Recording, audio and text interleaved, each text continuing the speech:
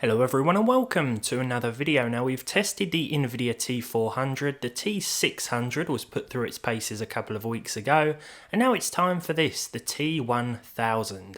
Can this Pro RTX card terminate low frame rates, or will it fall short on what is its judgment day?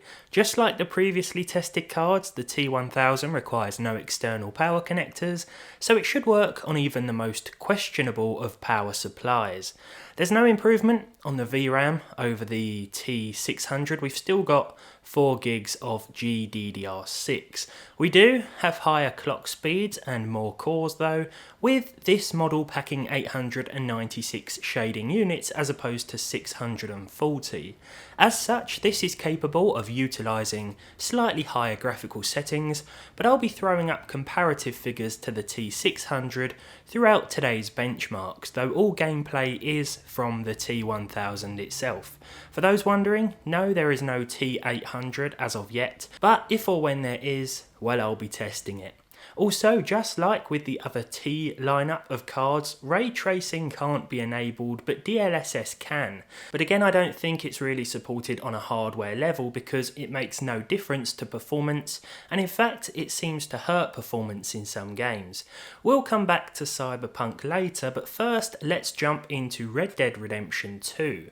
With the console equivalent settings that will compare to the Xbox One X apart from the lower resolution of course, the game runs really nicely, even in towns like Valentine, which can cause some serious problems for certain hardware, but that's mainly CPUs. This is the sort of game that I've never really felt I needed 60 FPS for, but your opinion may very well differ. Throughout this video, I've tried to find a nice balance between visual quality and performance. In comparison to the T600, which I should state is often over £100 less expensive than this, the T1000 outperforms it in terms of the average and percentile figures, but you'll have to ask yourself if the differences are worth the extra cost throughout this video. Said differences will of course vary depending on the title. Battlefield 2042 will run differently from map to map, and performance will also be affected by the weather conditions. The easiest way to measure performance was to play 3 games and then just take an average of all the figures. The footage you see here is from an AI match for convenience sake, but the figures were of course taken from online games. The T1000 managed to average 60 FPS, but there were certainly some really nasty stutters in some cases. There was one game, I think it was the Hourglass map, that didn't really stutter at all, but Orbital, during a rainstorm, destroyed the frame times. Still, it's very much playable, and the T1000 outperformed the T600 by an average of about 14 FPS. Forza Horizon 5 ran really well. I benchmarked this one yesterday and then again today, and for some reason it performed even better the second time around, so yeah, make of that what you will. I was able to use the medium preset with the default 2x MSAA setting enabled, and it hit an average of 72 FPS with decent enough percentile lows. There will be some noticeable dipping here and there, so enabling the 60 FPS in-game cap might be best, but it's probably not necessary. The T600 came close to 60 FPS but stuttered a lot more, not only during races but just general driving around as well. Again though, that's not to say the T600 didn't do well, because it's still a good performer in its own right in a lot of cases.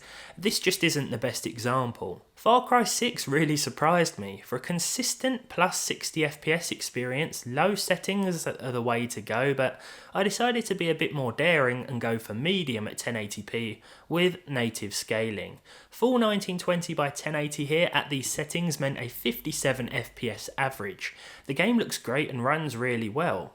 While the T1000 again outpaced the T600, the 1 and 0.1% lows were very similar, so both cards offer a smooth experience. It's just that this one will give you a higher overall frame rate.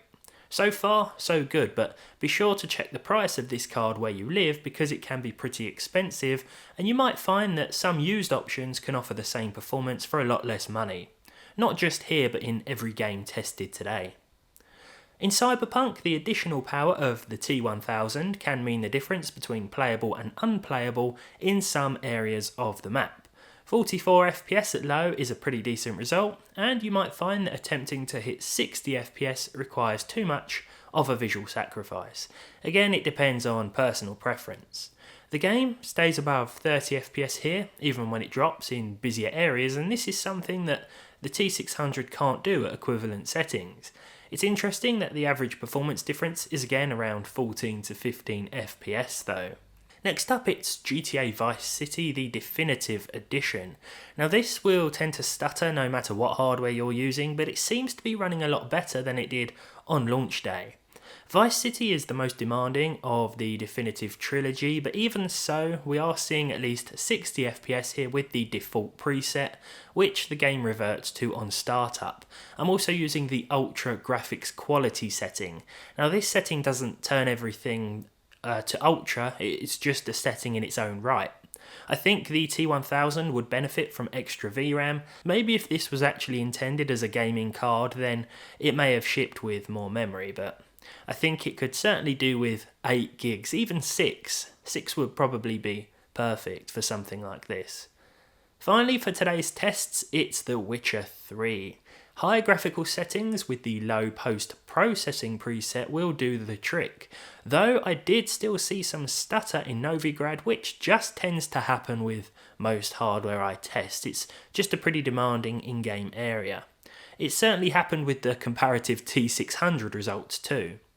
The T1000 has done pretty well today. This Pro RTX card can't utilise all the features of standard RTX hardware, but it can put up a decent fight in games.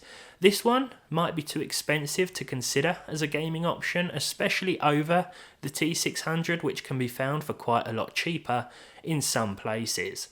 This final point may seem irrelevant as well, but this card is also quieter than the T600. I don't know if I just got one with a faulty fan, but the T600 just stays at a constant, quiet fan noise level all of the time. But that's really all there is to this video.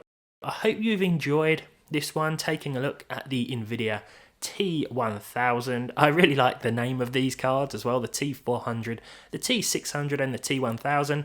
I didn't test the T400 again today. First of all, being because I've sold it, it's gone.